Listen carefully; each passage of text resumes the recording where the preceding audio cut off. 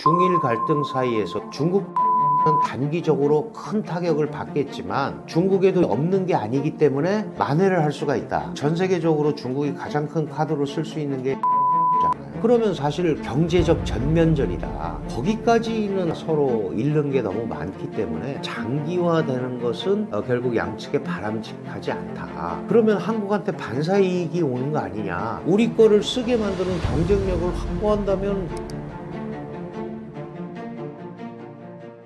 중국과 일본 간 갈등이 여러 분야에서 동시에 고조되고 있는데요. 지금 중일 관계가 어떤 흐름으로 이어지고 있는 건가요? 다카이치 일본 총리가 일본 의회에서 질의응답 과정이었어요. 예산안 관련. 거기에서 대만 유사가 일본 유사와 같다. 이제 이렇게 되면서 중국은 잘 아시다시피 대만은 중국 영토의 일부분이라고 얘기하고 있는데 어떻게 대만의 유사가 일본의 유사와 같냐. 이거는 내정 간섭이고 잘못된 인식이다. 이러면서 이제 일본에 대한 강경 조치들이 나왔어요. 그 대표적인 것들이 여행 또는 일한령으로 불릴 만큼 일본 문화에 대한 거부, 유학 자제령 이제 이런 것들이 쭉 확산이 되면서 일본도 물러나지를 않았죠. 특히 잘 아시다시피 일본의 오사카에 중국의 일본 오사카 주재 총영사가 더러운 목을 베어버리겠다. 이런 외교관으로서는 있을 수 없는 얘기를 함으로써 아주 감정적으로 고조가 됐는데 그 이후에 요즘 시장도 안 좋고 월급은 그대로라 그런지 부업 찾는 사람 진짜 많아진 것 같지 않아? 맞아. 직장인뿐만 아니라 은퇴하신 분들까지 다 관심 갖는 게 체감돼. 근데 요즘 블로그로 월 100만 원 자동 수익 챌린지가 유행하고 있대. 그거 AI가 글 써주고 블로그에 올리기만 하면 된다는 거? 맞아, 실제로 블로그로 수십억 벌어서 화제된 분이 있는데 그런 거 보통 유료 아니야? 근데 이번에 구독자들한테는 무료로 알려준다고 하더라. 관심 있으면 고정 댓글에 링크 있으니까 거기서 신청해봐. 중국의 입장은 빨리 그 발언을 철회를 하고 사과를 해라 이렇게 얘기가 됐었어요. 그런데 일본 정부의 입장은 변함이 없다라는 게 다카이치 총리의 기본 생각이고 그래서 철회를 하지 않고 있을 뿐만 아니라 오히려 일본 내에서는 오사카 주재 중국 총영사의 발언부터 사과해야 되는 거 아니냐 이제 또 이런 얘기가 되면서 긴장이 계속 이어지고 있습니다. 근데 왜 이런 구조적인 갈등을 갖고 있냐 하면 사실은 대만이라는 섬이 일본 오키나와 열도의 끝자락에 있잖아요. 이게 이제 예전에는 일본은 유구제국, 류쿠라고 그래서 유구제국의 영토였다. 그러면서 또 역사적 근원까지 또 얘기를 하고 있어요. 근데 결정적으로 문제가 생긴 건 뭐냐 하면 이 지역이 만약에 중국의 통제에 들어가게 되면 일본의 그 소위 해상 능력이라든가 특히 미일 안보 동맹에 의한 태평양 지역 미국의 입장에서 보면 이제 서태평양이겠죠. 서태평양 지역의 통제권을 완전히 상실하게 되는 겁니다. 그렇게 되면 그 밑에가 남중국해거든요. 지금 이제 분쟁이 일어나고 있는 데가 동중국해라고 한다면 그러면 동중국해, 남중국해까지 이어져서 중국의 해상 통제 능력이 강화된다라는 것은 바로 일본, 특히 그 배후에 있는 미국의 통제 능력이 약해지기 때문에 구조적으로 이 부분에 대해서는 서로 양보할 수가 없는 그런 구조입니다. 중간에 그런 얘기가 있었어요. 시진핑 중국 국가주석과 트럼프 대통령이 통화를 했고 트럼프 대통령이 대만이 중국의 핵심임을 내가 이해했다. 그러고 바로 이제 다카이치 총리한테 전화를 해서 좀 자제해달라라는 미확인입니다. 그런 보도를 했고 일본은 확인해주지 않았어요. 그런 일이 없다. 그러면서 뒤로 한번 물러나는 거 아니냐 그랬는데 미국의 며칠 전에 발표된 국가안보 전략 보고서에 대만 방어가 핵심임을 다시 한번 강조했거든요. 그러니까 구조적으로 변한 거는 하나도 없어요. 다카이치 신임 총리가 올라와서 중국이 볼 때는 이 기회에 다카이치 총리가 일본 민족주의라든가 군국주의라든가 역사 수정주의에 기반한 그런 대외 정책을 펼치는 것을 미연에 확실하게 제어해야겠다 하는 측면에서 지금도 갈등이 계속 이어지고 있고 상당히 장기화될 그런 조짐까지 보이고 있습니다. 중국 민간 기업의 극초음속 미사일 공개가 논란인데요. 이 공개가 일본을 겨냥한 신호로 해석될 수 있는 건가요? 지금 이제 센카쿠 열도를 둘러싸고 원래 중국과 일본이 2010년경부터 갈등을 하고 있죠. 그리고 지금도 실질적으로 군사 대치 상태입니다. 그런데 이 시기에 중국 민간 기업이 마하 5에 달하는 극초음속 미사일을 공개를 했다. 이게 이제 무슨 얘기냐면 군사적으로도 충분한 준비가 돼 있다. 물론 일본도 전혀 거기에 대해서 뒤지지 않는 모습을 보여주고 있죠. 아시다시피 대만에서 한 110km 떨어진 요나군이라는 섬에 중거리 미사일 기지를 건설하겠다, 배치하겠다 이렇게 얘기를 했고 고이츠미 신지로 방위상이 직접 갔단 말이죠. 그러니까 이게 군사적 갈등을 일단 증폭시키고 있는 것은 사실이에요. 그런데 극초음속 미사일을 했다고 해서 그거를 바로 뭐 대일 공격용으로 막 이렇게 했다고 볼 수는 없는데 어쨌든 그 지역을 둘러싸고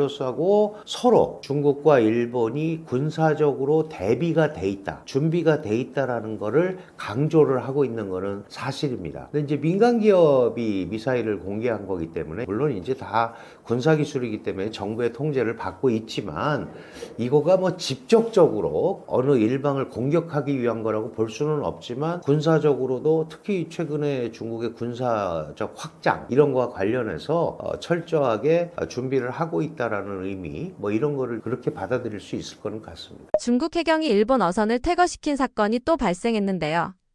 이번 충돌이 이전과 어떤 점이 다른가요? 늘 있던 건데 요번에 원래 해경이 일본 어선을 퇴거시키고 일본 해경도 마찬가지입니다. 중국 어선을 견제하고 이러는 거는 원래 있었던 건데 요번에 이제 중일 갈등이 더 증폭이 되니까 많은 관심들이 거기에 집중이 되지 않겠어요? 그래서 이번 것들이 전혀 새롭다 이렇게 얘기할 수는 없는데 원래 있던 것들이 계속 그런 긴장 상태가 유지되고 있고 그래서 늘 이런 일이 벌어지고 있는 핵심 지역이다 하는 것들을 다시 한번 각인시키는 계기가 된 거는 같습니다. 일본의 포토레지스트 수출 중단설이 확산되고 있다는데요. 이런 소문이 중국 반도체 공급망에 어떤 부담을 주는 건가요? 사실은 뭐 우리가 반도체 생산 구조를 보통 얘기할 때 미국의 원천 기술, 일본의 소재 부품 장비, 그리고 한국과 대만의 제조력 이렇게 얘기하거든요. 미국은 제조 역량이 없기 때문에 대만의 TSMC, 그 다음에 한국의 SK 하이닉스와 삼성 반도체, 전자 여기에 이제 이 생산 구조가 돼 있는데 이거는 큰 그림에서 그런 거고 그 중간중간에 굉장히 중요한 소재들이 있어요. 근데 그 부분을 일본이 장악을 하고 있는 게 굉장히 많습니다. 예를 들어서 우리도 몇 년 전에 지지난 정부죠 벌써 이 반도체 때문에 문제가 생겼었죠. 그래서 그때도 문제가 됐던 게 포토 레지스트라는 건데 사실 이거 하나만 수출 통제를 한 게 아니고 지금 12가지 반도체 관련 핵심 기술 일본이 갖고 있거든요. 그 중에 하나인 포토레지스트 저거는 너무 전문적이긴 하지만 이 반도체 디스크에 신호를 주는 걸 색이잖아요. 우리가 뭐 DUV, EUV 그러는데 네덜란드 ASML의 그 장비로 그걸 만듭니다. 그런데 거기에 이 포토레지스트라는 건 감광액이에요. 이게 더 잘 먹힐 수 있도록 빛과 액체를 쏘는 거거든요. 이거는 지금 일본이 전 세계 시장 점유율이 70%가 넘습니다. 그러면 이게 없으면 반도체 웨이퍼를 생산하기가 어려운 거죠. 그리고 불량률도 높아지겠죠. 물론 중국이 포토레지스트가 없는 건 아닙니다. 중국도 자체 생산한 포토레지스트가 있는데 일단 일본 게 좋고 그 다음에 지금까지 쭉 잘해서 품질 관리도 잘 돼 있고 그러니까 일본 거를 썼던 거거든요. 그래서 한간에는 이런 얘기도 있어요. 이게 일본이 포토레지스트를 중국에 수출을 하지 않으면 중국 반도체는 단기적으로 큰 타격을 받겠지만 그러나 중국에도 이게 없는 게 아니기 때문에 만회를 할 수가 있다. 무슨 말씀이냐 하면 지금 그 전 세계적으로 중국이 가장 큰 카드로 쓸 수 있는 게 히토류잖아요. 히토류를 왜 그럼 일본에다가 안 하느냐. 미국은 히토류 가지고 수출 통제한다고 그랬더니 트럼프가 어쨌든 모양은 굴복한 모양새가 됐잖아요. 자꾸 연장을 하고. 그런데 히토류를 사실은 2010년도 센카쿠 열도 분쟁 이후에 중국이 쓴 적이 있어요. 그것도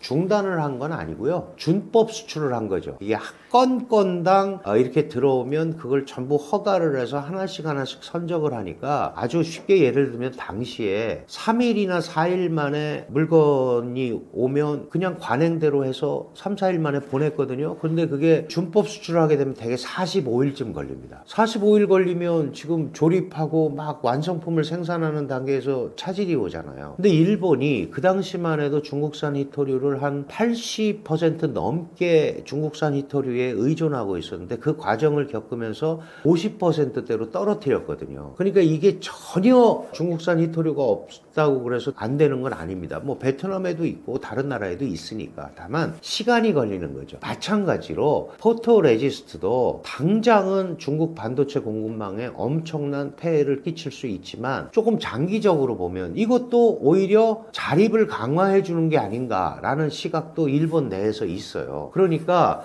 이 카드를 지금 이제 쓰려고 하고 일본을 하고 있는 것 같아요. 그러나 영속적일 수는 없는 거죠. 어쨌든 이게 없으면 중국의 반도체 생산 자체가 차질이 생기고 생산에 차질이 생긴다는 건 우리가 보통 수율이라고 그러죠. 합격한 제품들을 많이 만들어야 돼. 불량률을 최소화해야 되는데 일본산 포토레지스트가 없으면 생산이 가능하다고 하더라도 수율을 맞출 수가 없는 거예요. 불량률이 너무 높아지기 때문에. 그래서 이게 공급망 리스크에서도 굉장히 중요한 거다. 이 부분이 계속되면 중국도 할 수 없이 히토류 카드를 꺼낼 수밖에 없는 거죠. 그러면 사실 거의 경제적 전면전이다. 거기까지는 서로 잃는 게 너무 많기 때문에 거기까지는 가지 않을 것 같아요.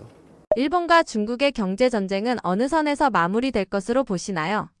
지금 사실은 포토레지스트뿐만 아니고 중국에 가 있는 일본 공장들도 사실 압박적으로 조절을 하는 것 같아요. 근데 그거는 이제 두 가지 의미가 있습니다. 그러니까 실제로 일본의 기업들이 일본 정부의 말을 듣고 하느냐, 꼭 그런 것 같지는 않아요. 근데 어쨌든 이제 중국 시장 경쟁력 확보라든가 또는 중국의 대체제들도 많이 따라온 상황에서 이렇게 복잡해지면 우리가 굳이 여기에 올인할 필요가 없지 않느냐라고 생각하는 일본 공장들이 있는 것 같아요. 잘 아시다시피 몇 년 전부터 뭐 엑소더스 차이나라고 그래서 기업들이 해외로 생산 거점을 옮기는 게 많이 발생했잖아요. 그러니까 그런 요소들이 좀 반반 있는 것 같은데 어쨌든 이런 공급망에 노출돼 있는 중국 기업들은 타격이 있죠. 원래 A라는 회사에서 봤던 것들이 갑자기 안 나오게 된다든가 조달할 데가 없으면 다른 데로 조달선을 확대해야 되고 거기에 따른 기회비용도 또 많이 들어간단 말이에요. 그러니까 이런 것들이 장기화되는 것은 결국 양측에 바람직하지 않다. 이제 이렇게 보는 건데 결국 아시다시피 지금 우리가 AI 시대, 4.0 산업혁명 시대 이렇게 얘기하잖아요. 그러면 이 IT라든가 반도체라는 게 굉장히 중요하거든요. 중국이 어마어마하게 지금 IT, AI 기술이 발전하고 있지만 세부, 소재, 부품 분야에서 세부 부분은 여전히 일본이 장악하고 있는 게 상당히 많습니다. 이 포토레지스트도 마찬가지고 우리도 그 전에 말씀드렸다시피 좀 당한 부분이 있기 때문에 이런 것들은 계속해서 이렇게 갈등을 증폭하면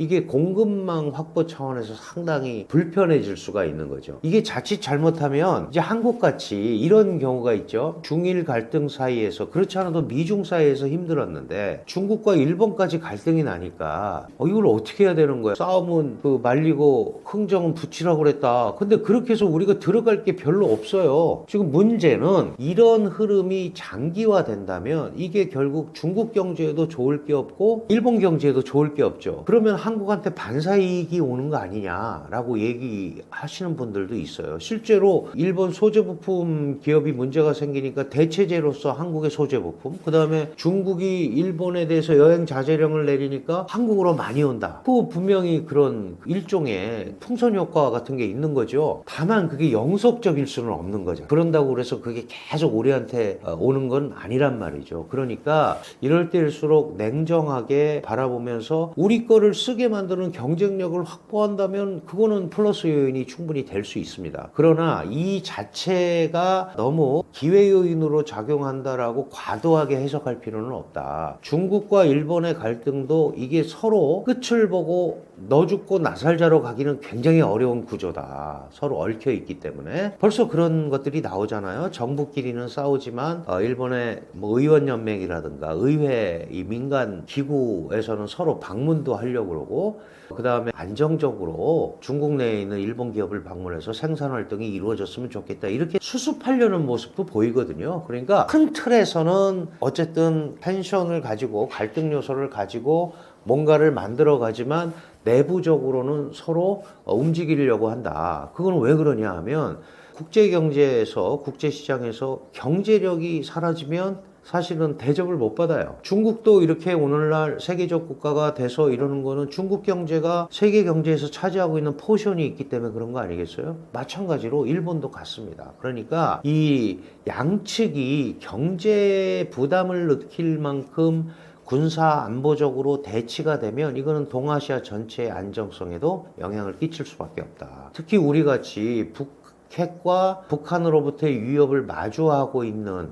이런 국가는 사실 중일 갈등이 다 커지고 이렇게 되면 북한의 오판, 김정은의 오판, 도발을 해서 뭔가 이걸 혼란스럽게 만들어 볼까? 이런 쪽으로도 이게 연결이 될 수 있는 거거든요. 그러니까 일단 그 주변 환경의 안정화, 이거를 위해서 우리가 관심을 가지고 애를 써야겠다. 지금 현 정부도 다자주의를 적극적으로 활용하려고 애를 쓰고 있잖아요. 그런 의미에서 이제 일본과 얘기한 셔틀 외교, 다카이치 총리가 먼저 제안을 해서 셔틀 외교 복원을 얘기했으니까 부지런히 만나고, 지금 중국 방문도 얘기를 하고 있고 중국도 원하고 있고, 그러니까 이런 다양한 상호 방문 또는 이런 협의를 통해서 이 동아시아 지역을 안정적으로 관리하는 게 매우 중요하다, 이렇게 판단이 됩니다. 한국재료연구원이 비히토류 자석 기술을 개발했다는데요.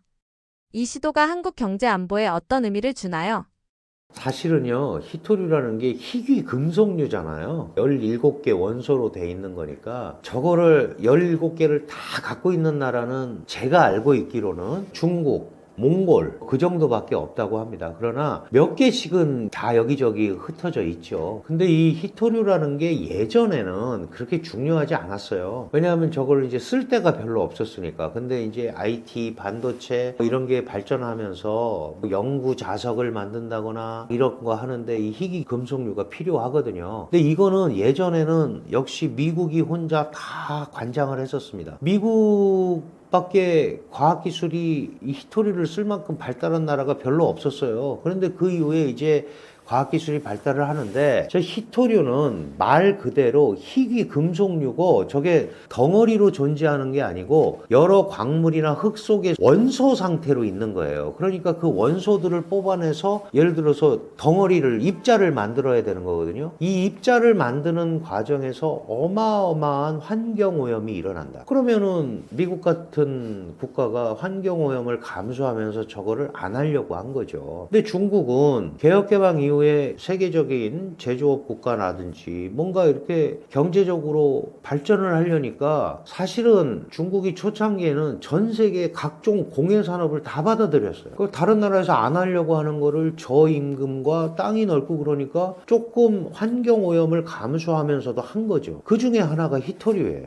그러니까 히토류를 중국한테만 너희가 만들어서 우리한테 공급해 라고 준 게 미국이에요. 그런데 그 원자재가 중국에 엄청 많은 거죠. 그러니까 정제 기술도 가르쳐주고 다 했어요. 그러니까 이게 한 30년 이렇게 하다 보니까 노하우가 생기는 거예요. 그 중국의 정제 기술이 엄청나게 세진 거죠. 덩샤오핑이라는 개혁개방을 이끈 중국의 지도자가 그런 얘기를 했어요. 중동에 석유가 있다면 중국에는 히토류가 있다. 이건 우리가 절대 독점적인 지위를 행사할 수 있는 거다. 지금 보면 베트남에도 상당한 히토류가 발견이 되고 매장량 2위로 지금 나옵니다. 오스트레일리아, 호주, 지금 미국하고 오스트레일리아도 대륙이잖아요. 이 대륙에 어마어마한 히토류가 당연히 묻혀 있어요. 개발을 안 해서 그렇지. 우리나라에도 심심찮게 그런 게 발견이 되고 히토류를 대체할 수 있는 다른 대체 금속을 가지고 히토류가 했던 역할을 하는 부자재도 만들고 있거든요. 그러니까 이거는 영원한 거는 아니에요. 다만 당분간 5년 10년간 뭐 지금 이제 분석에 의하면 적어도 최소한 5년이 지나야 새로운 균형이 이루어진다. 중국이 만약에 저걸 가지고 통제를 하면 5년간은 굉장히 힘들다. 거기다가 아시다시피 미국이 자랑하는 최첨단 전투기라든가 과학기술에 중국산 히토류가 없으면 안 되는 거예요. 그러니까 그게 안 들어오면 저희가 반도체 얘기할 때도 그러잖아요. 아무리 한국이 잘 만들어도 그 결정적인 게 없으면 못 하잖아요. 제가 이거 설명드리다가 또 한 가지 생각이 나서 말씀을 드리면 이런 거예요. 엔비디아가 TSMC에다 설계도를 주고 이걸 만들어 달라고 그럽니다. 그럼 TSMC가 제일 잘 만들어요. 근데 TSMC가 약한 게 있어요. 여기는 비메모리 반도체이기 때문에 메모리 반도체가 있어야 되는데 메모리 반도체는 한국이 삼성과 SK가 80%를 장악을 하고 있어요. 이 메모리 반도체를 이렇게 층층이 싸서 한 거를 HBM이라고 하는데 엔비디아가 TSMC에 만들어 달라고 하는 칩에 메모리가 있어야 되는데 이 메모리는 한국에서 사가야 돼요. TSMC가. 그러면 설계도가 아무리 좋고 TSMC의 제조업 기술이 아무리 좋아도 TSMC가 부품이 없으면 그걸 못 만들잖아요. 그런데 HBM이 있어야 된단 말이에요. 그게 똑같은 거예요. 지금 미국이 최첨단 기술을 군사과학 기술을 가지고 있어요. 군사과학 기술을 가지고 있는데 그거를 구현하려면 일부 히토류로 구성된 금속이 있어야 되는 거예요. 그게 안 되면 미국이 자랑하는 최첨단을 만들 수가 없잖아요. 예를 들어서 트럼프 대통령 취임을 기념해서 F-47이라는 최첨단 전투기를 만들잖아요. 이 한 대에 히토류가 408kg이 들어간다. 근데 중국에서 90%가 와야 돼요. 360, 70kg이 와야 되는데 이게 안 오면은 그 비행기가 안 만들어지잖아요. 물론 다르게 할 수 있죠. 그래서 이 히토류라는 거가 지금 전 세계의 핵심 포스트를 차지하면서 이거를 밀고 당기는 용으로 쓰고 있는데 결정적으로 트럼프 대통령이 4월 달에 전 세계적으로 관세 전쟁을 시작을 하고 중국이 히토류 통제 카드를 꺼내서 3개월 연장을 했어요. 그러고 나서 이제 8월에 연장을 했잖아요. 그래서 11월에 원래 경주 에이펙 끝나고 나서 되게 돼 있었는데 9월 23일 날 미국이 대중 반도체 소프트웨어 수출 금지를 해요. 그러니까 10월 9일에 그래? 히토류 보이콧 세컨더리 보이콧 같은 거예요. 중국의 히토류가 조금이라도 들어가거나 히토류 정제 기술이 들어간 걸 가지고 만든 물건을 제3국에 수출할 때는 반드시 중국 상무부의 허가를 받아야 된다. 이 히토류 통제법을 발표한 거예요. 이게 무슨 얘기냐 하면 내가 이 마이크를 만들었는데 이 마이크에 중국산 히토류가 들어가고 정제 기술이 들어갔어요. 근데 이걸 만들어서 내가 이걸 호주에다 수출한다. 그럼 여기 중국산 히토류가 들어갔잖아요. 그러면 이걸 호주에다 수출해도 되겠습니까? 라고 통제를 받으라는 거예요. 이게 바로 중국이 10월 9일 날 발표한 히토류 통제법입니다. 그런데 이거에 관해서 경주에서 합의가 됐죠. 1년간 유예하기로 한 거예요. 그러니까 1년 있다 또 생길 수 있어요. 이게 영원히 안 하기로 한 게 아니고. 그러니까 앞으로 이 히토류가 전 세계적인 이런 산업 지형, 기상도를 언제든지 좌지우지할 수 있는 거예요. 다만 히토류가 무한하냐? 그렇지는 않죠. 왜냐하면 이게 원래 미국에서 정제하다 기술하고 다 준 거고 우리도 일부 개발하는 게 있고 일본도 대체한 것도 있고 베트남 이런 데는 지금 다른 나라하고 미국하고도 협력을 강하게 하고 있죠. 베트남이 히토류 매장량 2위로 나오는데 일본하고도 협력하고 있고 그래서 베센트 장관이 그런 얘기를 했어요. 중국이 미국을 괴롭히는 거는 2년 정도다. 그건 무슨 얘기냐면 2년 정도 지나면 2년간은 미국이 힘들겠지만 우리도 히토류의 새로운 길을 만들 수 있다. 뭐 이제 그런 뜻으로 한 거예요. 그런데 그렇게 쉽지는 않을 거예요. 쉽지는 않을 거고 어쨌든 지금은 IT 제품이 다 움직이는 거 아니에요. 무기도 그렇고 뭐 반도체 칩도 그렇고 전기자동차, 자율주행 이런 데 다 핵심 부분에 히토류가 들어가야 되는 거예요. 그 다음에 우리도 마찬가지죠. 배터리 이런 데 결국은 핵심 부품을 다 고리에서 장악을 하고 있기 때문에 이 부분이 문제가 생기면 안 되는 거죠. 그래서 우리가 이제 공급망 안정화한다는 게 굉장히 중요하거든요. 아마도 우리 한국 이재명 대통령도 이제 중국을 방문할 텐데 사실 국제적인 군사 안보 이런 거는 한중 간에 협의할 게 별로 없어요. 그렇잖아요. 이게 구조적 틀로 중미 갈등, 중일 갈등, 북핵 위협 이 구조적 틀이잖아요. 여기서 우리가 사실 독자적으로 뭘 할 수 있는 건 굉장히 쉽지 않은데 그나마 현실적으로 할 수 있는 거는 중국도 우리의 반도체가 일부 필요한 부분이 있잖아요. 우리 삼성과 SK가 지금 중국에 공장이 있고 범용 반도체의 40% 이상을 중국에서 생산을 하고 있단 말이에요. 그러면 이런 부분의 협력, 그리고 한 발 더 나가서 히토류 같은 공급망 협력, 우리도 그게 있어야 반도체 제조가 되니까 그런 것들은 경제 안보 차원에서 충분히 얘기가 될 수 있는 거 아닌가 이런 생각이 들어서 당장 히토류가 끊어지거나 그런 일은 없을 거예요. 그러니까 중국도 이거를 금지한다 그러면 전 세계적인 공적이 됩니다. 그래서 아마도 이제 통제하는 거죠. 통제. 허가받고 해라. 그러니까 허가 안 해줄 수도 있다라는 뜻이잖아요. 지금도 일부 그렇게 하는 게 분명히 있을 거예요. 그리고 사실 그렇게 되면 무슨 일이 생기냐 하면 아유 그럼 우리도 중국산 들어간 거 안 써. 이렇게 될 수 있죠. 예를 들어서 BYD 자동차가 지금은 통신 이런 것 때문에 백도어에 의해서 여러 가지 정보 자료가 나간다고 그러는데 중국산 히토류가 저렇게 목리를 부리는데 그게 들어간 자동차 나도 안 사. 우리 원래 것대로 쓸 거야. 이러면 그건 중국한테도 커다란 부담이 되잖아요. 그러니까 그렇게까지는 안 가겠지만 그럼에도 불구하고 중국은 이게 유효한 카드로 작용하고 있음도 알고 그래서 놓지는 않을 겁니다. 적어도 다른 나라가 환경오염이나 이런 걸 감수하면서 이 분야를 대체하려고 하기까지에는 상당한 시간이 걸릴 수밖에 없다. 그러니까 사실 이 부분에 대해서는 중국이 기본적으로 나름대로 분명한 공간을 확보하고 있는 것은 사실이고 그거를 갑자기 대체하지 못하는 가운데에서는 공급망 협력이나 이런 걸 통해서 양자 간에 좀 안정적 구도를 만드는데 노력을 하는 게 훨씬 더 중요하다. 그리고 전 세계적으로 지금 환경 규제가 굉장히 심하잖아요. 그러니까 이게 사실 다른 나라에서 만들려면 허가받기도 굉장히 어려울 거예요. 근데 중국 같은 데는 아시다시피 사회주의의 경직성, 통치가 쉽지는 않지만 위로부터 아래로의 수직성을 갖고 있잖아요. 그러니까 거기에 대해서 직접적으로 반발을 하거나 이렇게 하기가 굉장히 어려우니까 그런 우위는 상당 부분 유지될 수가 있겠다. 그리고 정부가 거기에 대해서 일정한 부분에 인센티브를 주거나 하면은 다른 나라보다는 훨씬 더 안정적으로 히토류 산업을 끌고 갈 수는 있다. 근데 중국도 아픈 기억이 있어요. 이전에 일본이 히토류 생각보다 문제 생겼을 때 이 준법 수출을 하면서 일본이 대체제 마련하고 원가가 좀 더 들어가더라도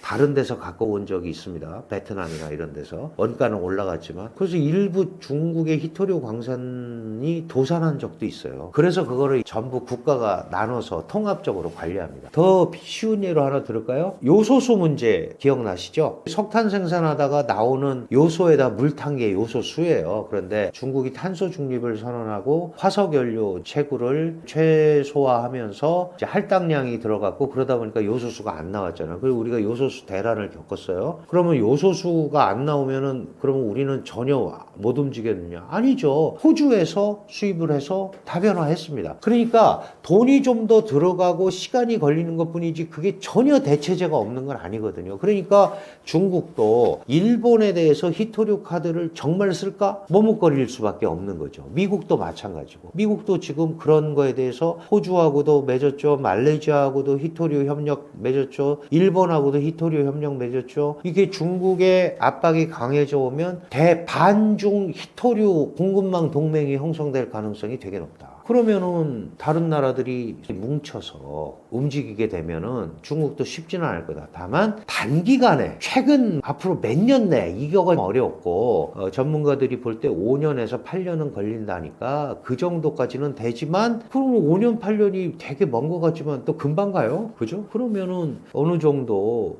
균형이 이루어지니까 중국도 거기에 대해서 다른 나라가 하지 못하도록 하는 게 오히려 더 낫다. 그 미국에서 반도체 규제하면서 그런 얘기가 나왔죠. 중국을 지나치게 압박을 하면 다른 걸 개발하니까 적절하게 최첨단은 아니더라도 그 밑에 부분은 계속 공급을 해서 그걸 쓰도록 만드는 게 오히려 더 중국을 안정적으로 관리하는 거다라는 미국 내 시각도 있어요. 딱 끊어버리니까 그래? 그럼 우리가 개발해야지 하고 한다 이거죠. 그러니까 이게 히토류도 약간 그런 것 같아요. 그러다가 이제 우리 같은 경우도 히토류 안 쓴 자석을 개발을 한 거잖아요. 그게 예를 들어서 이 자석이라는 거 오래되면 자성이 떨어지잖아요. 그러니까 영구 자석이라는 게 굉장히 어려운데 이제 히토류에서 추출한 걸로 가능한데 그거는 히토류가 아니면 안 되는 걸로 알고 있었어요. 근데 히토류가 안 들어갔는데 영구 자석을 개발했잖아요. 그러니까 과학기술이 발전하면서 이렇게 할 수 있는 거거든요. 그러면 그런 게 하나가 나올 때마다 공급망에서 우위를 확보하는 거예요.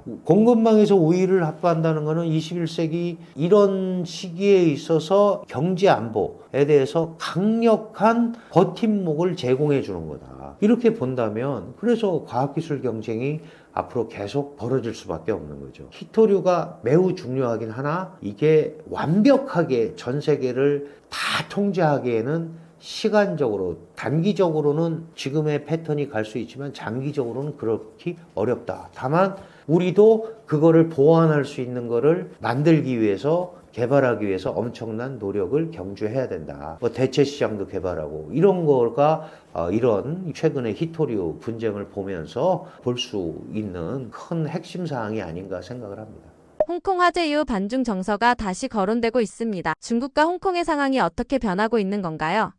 홍콩에 사상 최악의 화재가 났습니다. 홍콩이라는 데 가보신 분들은 알겠지만 아주 인구 밀도가 넓고 면적이 협소하기 때문에 고층으로 돼 있고 그런데 무려 4개 동에서 동시에 화재가 발생을 했고 그러다 보니까 홍콩이 중국으로 귀속이 되고 났는데 홍콩 사람들은 그런 생각하는 거죠. 우리 그거 다 뺏어가지 않았냐. 물론 이제 중국 본토에서는 그렇게 생각 안 해요. 너희가 원래 우리 다 중국이었는데 영국 식민지가 돼서 좀 특별한 과정을 겪었던 거지. 너희가 우리하고 다른 건 아니다. 1984년에 중국의 조자양 총리하고 영국의 마거리트 대처 총리하고 이제 반환 협상을 시작을 하고 1997년에 15년 있다가 홍콩을 반환하기로 영국 입장에서는 반환하기로 해서 97년 7월 1일에 홍콩이 중국에 귀속이 됩니다. 근데 홍콩은 우리가 준 적이 없기 때문에 스스로 돌아왔다고 그래서 회귀라고 그래요. 회귀. 왜 남대천의 연어가 회귀한다고 그러잖아요. 오라고 그러지도 않았는데 돌아왔다. 이래서 그 과정에서 무슨 일이 생겼냐 하면 이제 홍콩이 영국 식민지 지배를 받고 자유무역항으로서 자유시장 경제를 향유하고 있었잖아요. 근데 중국은 사회주의 국가란 말이죠. 그래서 중국이 제안한 게 일국양제, 한 국가 두 체제로 최소한 홍콩을 50년간 운영하겠다. 이게 일국양제를 적용하겠다. 또 하나는 홍콩인들에 의한 홍콩 통치를 20년 있다 하겠다. 97년에 받았으니까 2017년에 홍콩 사람들이 직접 홍콩을 통치할 사람을 뽑겠다. 이거를 이제 홍콩인에 의한 홍콩 통치법이라고 그래요. 항인치항이라고 부르는 거예요. 또 하나 홍콩 내부에 법이 있잖아요. 홍콩 인민법원이 이제 홍콩 대법원 같은 거예요. 거기에 결정을 인정해 주겠다. 그게 종심권이라고 하는 거예요. 최종 심판권을 인정해 주겠다. 그런 법을 만들었는데 이게 홍콩 기본법이라는 법을 90년에 만들어요. 중국에서. 근데 이거를 이제 전국 인민대표대회가 입법기관이니까 거기서 만든단 말이에요. 이 홍콩 기본법 안에 제가 지금 말씀드린 일국양제 통치, 그 다음에 종심권, 이게 고도의 자치를 얘기하는 거죠. 이런 얘기들, 그 다음에 항인 치앙, 이거를 거기다 다 기록을 해놔요. 그런데 아시다시피 2014년에 잘 아시는 노란 우산 시위가 일어나죠. 그거 왜 그러냐 하면 2017년이 되면 홍콩 사람이 홍콩 통치자를 직접 뽑겠다는 선거를 하기로 했는데 2014년에 중국 정부에서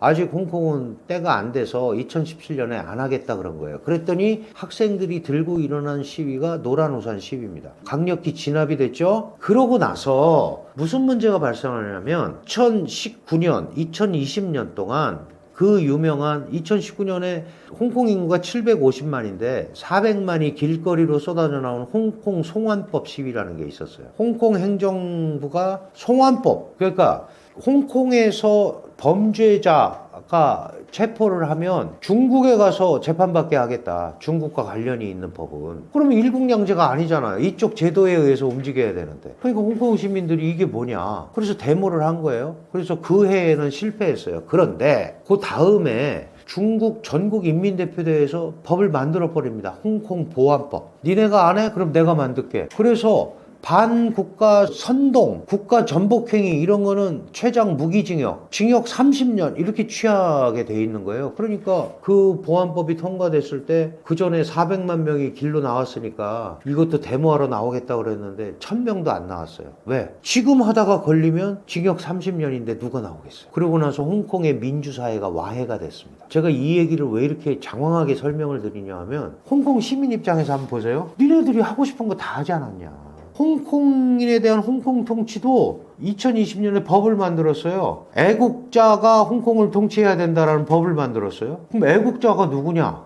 애국자인지 아닌지는 중국이 심사하겠다. 그래서 이 후보도 마음대로 못하게 됐어요. 제가 홍콩의 민주인사야. 그래서 나가려고 그러면 강준영이가 애국자인지 아닌지 누가? 선거심사위원회가, 후보자 심사위원회가 쟤는 애국자 아니라서 이 후보 못해. 이렇게 하는 거예요. 그러니까 민주사회가 완전히 와해됐잖아요. 그래서 해달라는 거 다 해줬는데 아니 이런 불이 나는 전 근대적인 사고가 나는 것도 제어하지 못한다. 뭐 홍콩은 어쨌든 일국양제고 소득도 6만 불이 넘고 그래서 1인당 우리 돈으로 상당한 액수의 보상금을 주지만 홍콩 사람들의 불만은 엄청나게 있는 거죠. 그리고 이게 1997년부터 2047년까지는 적어도 50년간 불변이 돼야 되는데 그동안 쭉 한 걸 보면 홍콩이 중국화됐다는 거죠. 그러면 이제 기존의 홍콩이 세계적인 자유무역항으로 갖고 있었던 국제도시의 위상이 떨어졌고 실제로 중국은 2000년대 초반부터 홍콩에 과도한 국제지위가 부과되는 걸 싫어하죠. 홍콩이 있는 데가 광동성이에요. 광동성인데 이제 홍콩은 광동성의 문호로서 역할을 해라. 그리고 기존의 홍콩이 했던 역할은 우리가 딴 데로 하겠다. 분산을 합니다. 상해 포동지구, 그 다음에 심천이라는데 내년에 에이펙 열린다고 하는 데입니다. 그 다음에 지금 그 옆에 해남도를 경제특구인데 거기를 홍콩 대체지역처럼 지금 개발하고 있어요. 그래서 이런 것들이 결국은 홍콩 사람들한테 어필이 안 되는 거예요. 50년간 하기로 했는데 50년 가기도 전에 2017년, 18년, 19년, 20년 만에 다 와해가 돼버린 거죠. 그리고 홍콩 사람이 홍콩 통치한다는 것도 그 홍콩 사람을 중국이 통제하겠다는 거 아니에요. 원래 선거인단이 뽑습니다. 선거인단이 체육관 선거라고 그러죠. 이 선거인단도 중국이 지정하는 중국의 입김이 갈 수밖에 없는 거죠. 그러니까 홍콩 통치자는 중국의 영향을 받을 수밖에 없는 사람이 될 수밖에 없는 거예요. 근데 이 홍콩이 왜 문제냐 하면 홍콩의 중국화가 이미 됐어요. 중국이 홍콩화된 게 아니고 사실은 영국이나 서방이 줬을 때는 야 이제 중국이 개혁개방하고 이러면 홍콩 같이 되면 아마 우리랑 지내기가 좋을 거야 이렇게 생각하고 줬을지 모르죠. 그런데 시진핑이 들어오고 나서 이 부분도 이 국가주의가 더 강화가 됩니다. 일국양제는 말 그대로 한 국가 두 체제잖아요. 한 국가 중화인민공화국 하에 사회주의 체제와 자본주의 시장경제 체제가 공존한다. 이게 일국 이 체제예요. 그러면 홍콩 사람들은 체제 쪽에 더 관심을 뒀겠죠. 중국은 사회주의 경제 체제고 우리는 시장 경제 체제야. 그런데 시진핑은 2012년 말에 중국의 지도자가 되는데 2014년에 홍콩 일국 양제 실천 백서라는 걸 발표를 해요. 그리고 아주 명확하게 얘기합니다. 홍콩의 양제, 홍콩의 자본주의 시장 경제가 존재하는 것은 일국이 있기 때문이다. 국가가 먼저라는 거죠. 그러니까 홍콩은 중화민민공화국 아래에 있는 거지 제도가 우선이 될 수 없다라는 거예요. 자, 이러다 보니까 무슨 일이 벌어졌어요. 지금 중국이 대만과의 통일을 얘기하면서 꺼내는 게 뭐냐 하면 일국양제거든요. 그 대만도 일국양제로 중국과 통일을 하면 너희들 생활에 변화가 없도록 계속 해주겠다.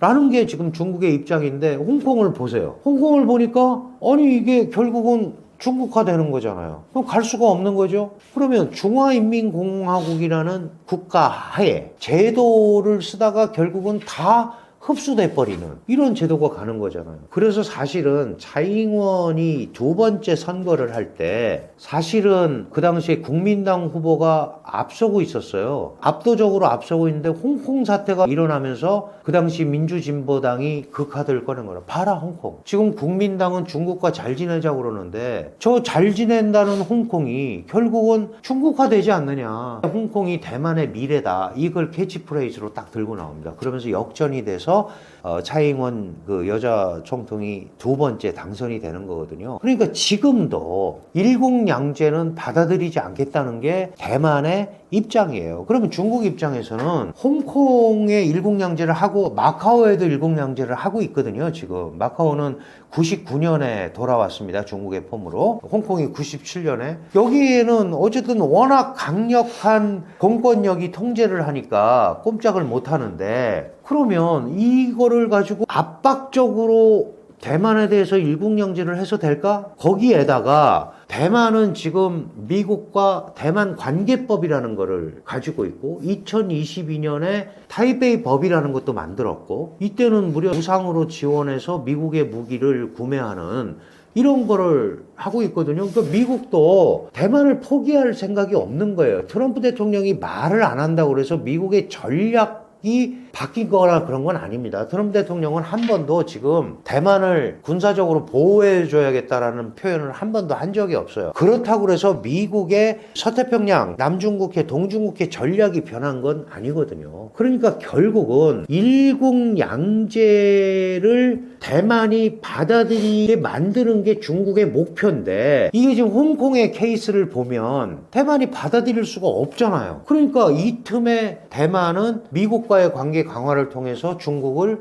걷어내는, 중국과의 거리를 두려는 작전을 하는 거고, 중국은 이 홍콩 문제를 잘 처리하면서 대만을 일국양제의 성공적 실험장으로 간주하고 싶은 거예요. 근데 이거는 이미 이제 속된 말로 물 건너간 얘기가 돼버리고 만 겁니다. 대만은 더 이상 그쪽으로 갈 생각이 없고 중국은 이제 압박을 하려고 하는 거고, 사실은 일국양제라는 방식으로 대만과 통일하겠다라는 게 중국의 입장이잖아요. 근데 일국양제 케이스를 대만은 못 믿겠다라고 하는 거거든요. 그랬더니 시진핑 주석이 뭐라고 그러냐면, 그러면 니네가 한번 만들어 와봐. 신일국양제 방안을, 대만 방안을 한번 만들어 와봐. 근데 기본적으로 일국양제를 수용하지 못하는 거죠, 대만은. 왜? 일국이 중화인민공화국인 경우에는 못하겠다. 이전에 일국이 뭐 중화민국이다. 중국에서는 중화민국은 이미 없어진 국가라니까. 그럼 미래 중국이다. 중화인민공화국도 아니고 중화민국도 아니고 미래의 중국을 하나의 중국으로 놓는다면 혹시 할 수 있다. 근데 그건 중국이 받아들일 수가 없죠. 게다가 지금 아주 현격한 국력차가 나고 있기 때문에 대만이 혼자서는 그 얘기를 할 수가 없는 거예요. 그리고 전쟁에서도 이길 수가 없잖아요. 혹시 미국이나 이런 데가 더 좀 비길 수는 있어도 우크라이나 케이스로 그 비기는 것도 아니죠. 결국은 고사되는 거잖아요. 고사되는 거니까 그런 일이 벌어지면 안 되지 않습니까? 주변 국가들의 도움을 최대한 받아서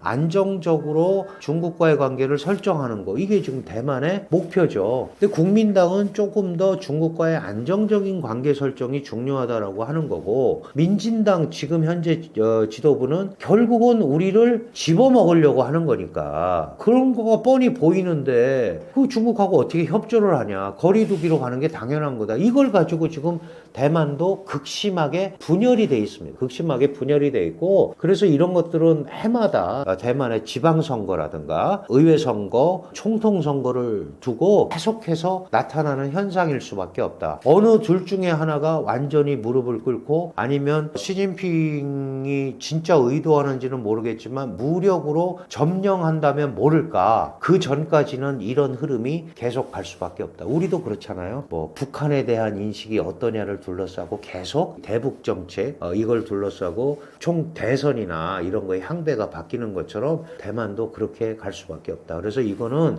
우리가 깊숙이 관여할 수 있는 문제도 아니고요. 다만 대만 문제가 갖고 올 파장은 우리가 보다 훨씬 큽니다. 대비는 해야죠. 말씀드렸지만 중요 수송로고 이 부분에 대한 방비가 없으면 통상국가 한국이 굉장히 피해를 받게 돼 있고, 자칫 잘못하면 북한의 오판도 우려되고, 이제 여러 가지가 얽혀 있는 상황이기 때문에 직접적으로 나서서 하지 말라는 거지, 관심은 충분히 가지고 전략적 대비는 반드시 해야 된다라는 말씀을 드리고 싶습니다. 대만 긴장이 높아지면 한국, 일본 해상길도 흔들린다는데요. 이런 상황이 동아시아에 어떤 영향을 줄 수 있나요?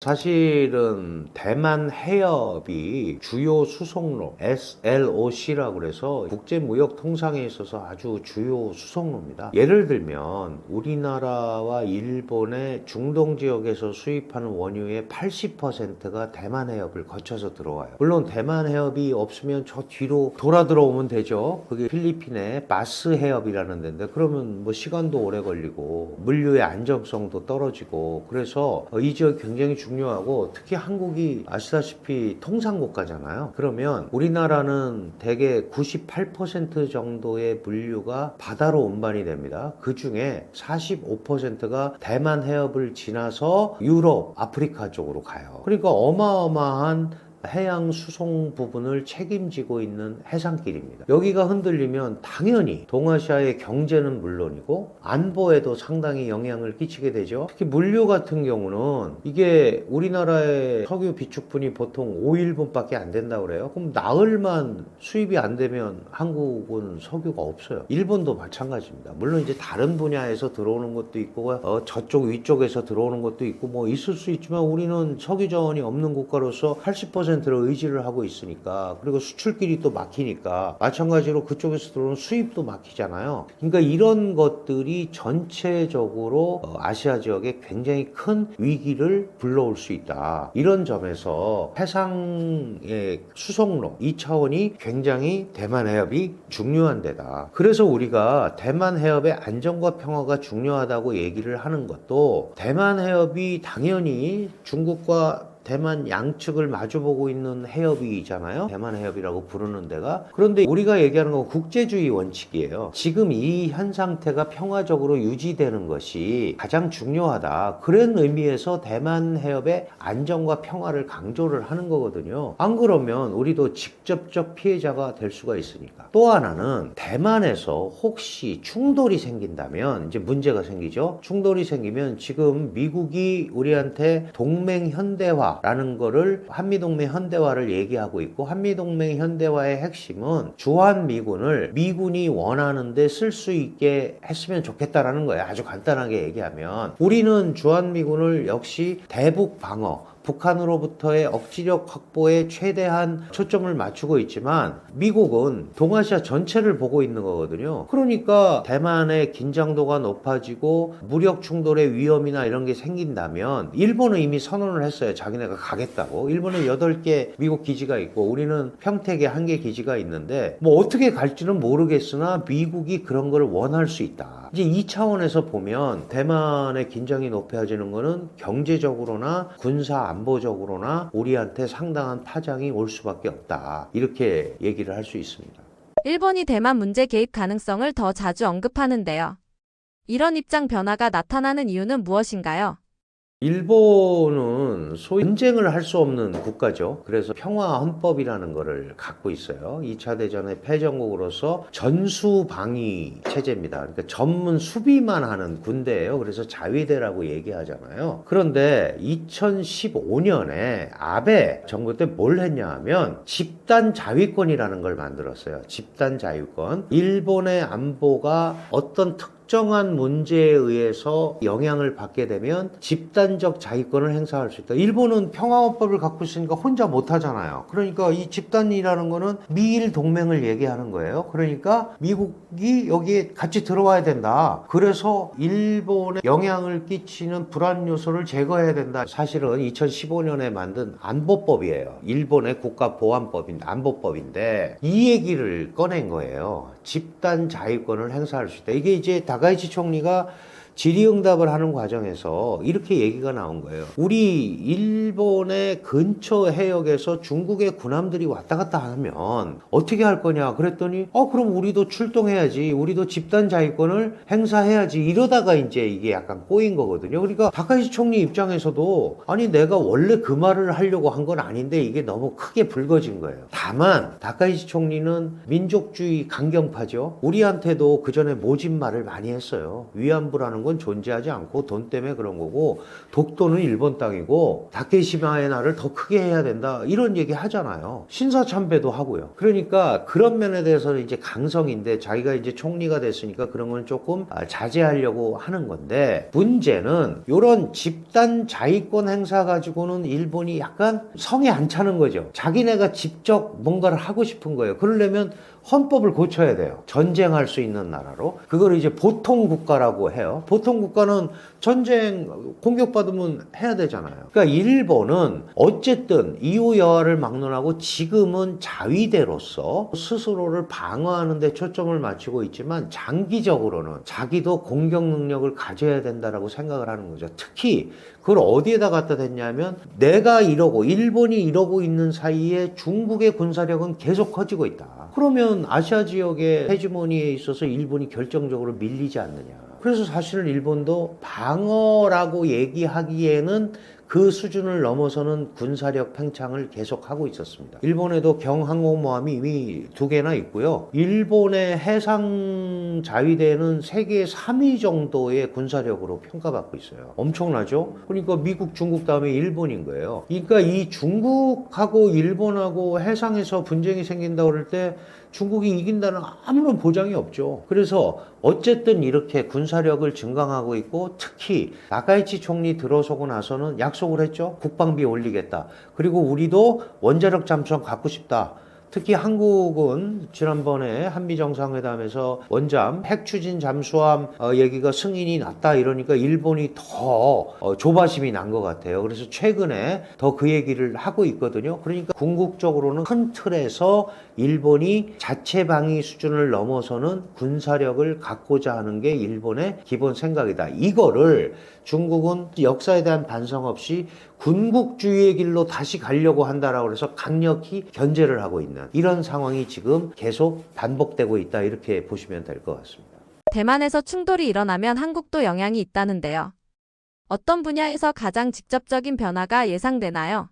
대만에서 충돌이라는 거는 이제 아무래도 중국의 무력 침공이 되겠죠. 무력 도발이 될 텐데 대만에서 충돌이 일어나면 기본적으로 대만과 미국이 맺고 있는 법이 하나 있습니다. 그 뭐 조약은 아니고요. 1979년 1월 1일에 중국과 미국이 수교하면서 대만과 단교를 하죠. 단교를 하는데 대만의 지정학적 중요성이 있기 때문에 미 의회에서 대만 관계법이라는 걸 만들어요. 9년 4월에 대만 관계법의 핵심은 대만을 보호해 주겠다는 겁니다. 아주 간단하게 얘기하면. 그리고 바이든 시대 때도 그게 왔고 얼마 전에 트럼프가 대만 안보를 더 강화하겠다라는데 사인했다라는 게 바로 대만을 보호해 주겠다는 연장선상에 있는 거예요. 그러면 대만을 보호하려면 어떻게 해야겠어요? 만약에 무력 충돌이나 이런 게 생기면 군사력을 갖다 대야 되잖아요. 그럼 미국이라는 데가 멀리 있기 때문에 미국에서 오려면 시간이 오래 걸립니다. 그러면 결국은 주1 미군 기지와 주1 미군 기지의 미군을 차출하는 거죠. 이거를 미국에서는 전략적 유연성이라고 표현을 해요. 전략적으로 필요한데 배치를 하는 거니까. 그러면은 지금 한국은 뭘 보내야 되냐, 일본은 뭘 보내야 되냐, 막 이제 이런 얘기가 물론 이제 내부에서 얘기가 될 수가 있어요. 근데 저희가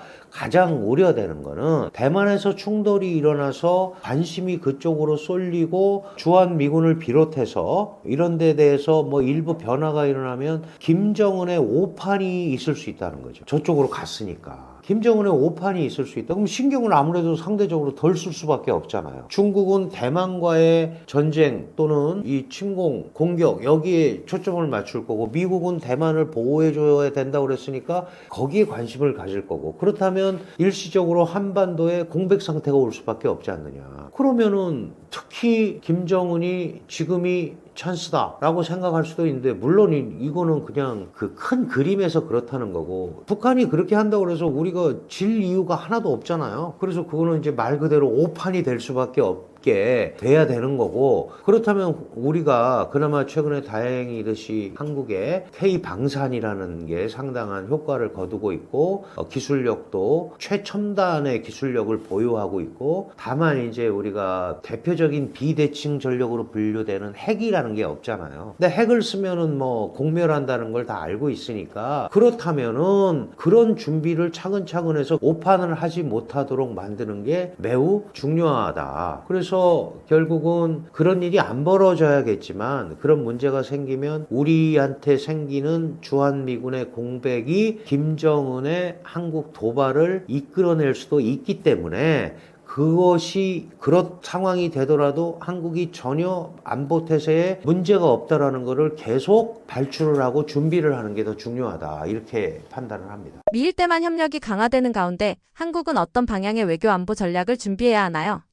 사실은 미국과 일본은 아시다시피 나카이치 총리가 되고 나서 미국이 지나치게 관세도 일방적으로 부과하고 협정을 맺었다, 이거 우리도 재고해 봐야 되는 거 아니냐, 막 이런 얘기를 자민당 총재 당선되고 나서 했었어요. 그리고 총리 되고 나서도 그런 비슷한 류의 얘기를 했었는데, 우리 경주 에이펙 오기 전에 트럼프 대통령이 일본을 2박 3일 방문하잖아요. 근데 미일 정상회담에서는 이런 방구 그런 얘기를 꺼내지를 않고 미국이 요구하는 대로 다 사인을 했습니다. 그러니까 미국과 일본의 협력 관계는 확고하다, 이렇게 봐야 되는 거고, 특히 일본의 입장에서는 중국과 아시아 지역의 헤지모니를 놓고 싸우고 있는 가운데 미국의 지원이 절대적으로 필요하잖아요. 그러니까 미국이 부여하는 아시아에서의 역할을 충실히 하겠다고 생각을 하는 거예요. 일본 같은 경우는 대만 문제에 대해서 왜 저렇게 관심을 갖냐 하면, 사실은 얼마 전에 이런 얘기가 있었어요. 샌프란시스코 강화조약에서 2차 대전의 패전국으로서 일본은 대만에 대한 일체의 권리를 포기한다, 연합국에 그렇게 했습니다. 그런데 권리를 포기한다고 그랬지, 그게 권리를 포기한 게 중국에 예속이 된다라고 얘기한 적은 없다, 중국으로 돌려준다고 얘기한 적은 없다라는 거예요. 근데 그 전에 포츠담 선언이나 이런 데는 대만이 그 당시에는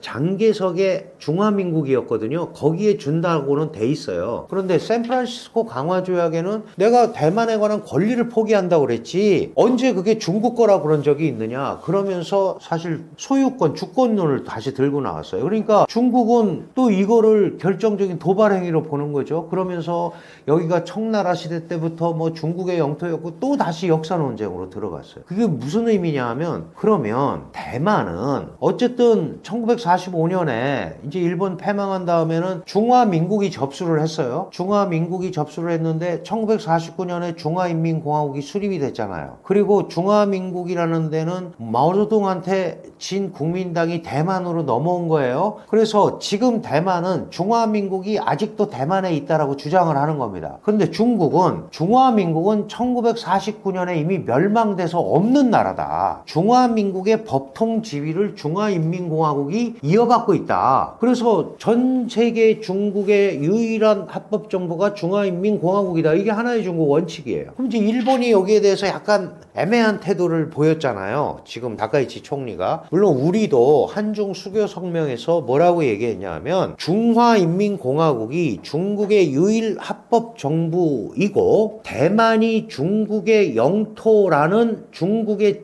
주장을 승인한다고 그랬어요. 중국의 주장을 승인한다고 그랬단 말이에요. 일본도 거의 비슷하게 했습니다. 그러면 우리가 지금 변한 게 하나도 없다 이거죠. 너희가 중화인민공화국이 중국의 유일 합법 정부고, 다만 현상 유지가 돼야 되니까 대만도 그대로 있으면 된다라는 거예요. 대만은 중국과의 국력차가 너무 크게 벌어지니까 결국은 어떻게 했어요? 대미 대일 외교를 강화하는 수밖에 없습니다. 대미 대일 외교. 그러면서 특히 차이잉원 여총통이 있을 때 미국과 관계가 상당히 강화됐고, 특히 바이든이 안보 공약까지 하면서 우리는 대만을 지켜줘야 될 의무가 있다, 그렇게 하기로 한 약속이 있다, 이런 표현까지 했단 말이에요. 그리고 원래 일본은 중국과 각을 세우는 대만이 훨씬 좋잖아요. 그러니까 일본 대만 협력은, 일본이 사실 대만을 51년간 식민 지배했음에도 불구하고 대만의 일본에 대한 이런 감정이라고 그럴까, 그거는 우리하고 입장은 다릅니다. 우리하고 달라서 협력이 잘 되고 있는 거거든요. 그러니까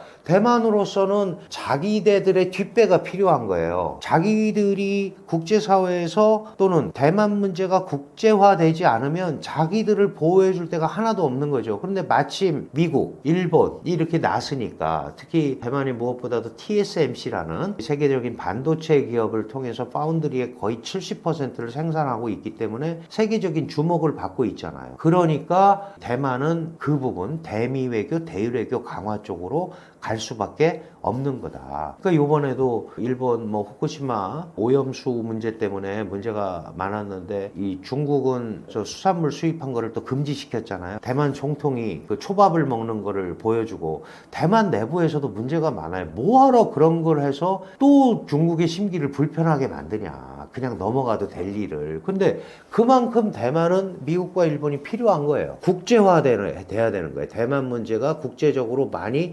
알려져야 대만에 대한 중국의 압박에 공간이 생길 수 있잖아요. 그런 식으로 흐름을 가지고 가는 건데, 그럼 이제 한국은 어떻게 해야 되느냐? 좀 머리 아프죠? 예를 들어서 미중 사이에 고민했는데 최근에는 중일 사이에도 고민하고, 사실은 한국 코가 석자입니다. 특히 북한으로부터의 위협이 전혀 상쇄되지 않고 있는 가운데 북한은 실질적 핵 보유국을 자처하고 나서고, 일부 국가들은 그거를 이제 인정해줘야 되는 거 아니냐라는 상황까지 온 거죠. 그러니까 우리의 1순위는 기본적으로 대북 억지입니다. 대북 영향력 억지, 북한으로부터의 위협 억지를 1번으로 두고, 그걸 기본으로 그 다음 거를 생각을 해야 된다. 저도 이제 가끔 이런 말씀을 드리는데, 우리가 경제, 이거는 먹고 사는 문제잖아요. 먹느냐 못 먹느냐. 그런데 안보는 죽고 사는 문제거든요. 죽으면 먹는 게 무슨 의미가 있어요. 그러니까 이걸 너무 극단적으로 보는 건 아니지만, 일단 기본적으로 한국이 우리 자국의 안보를 어떻게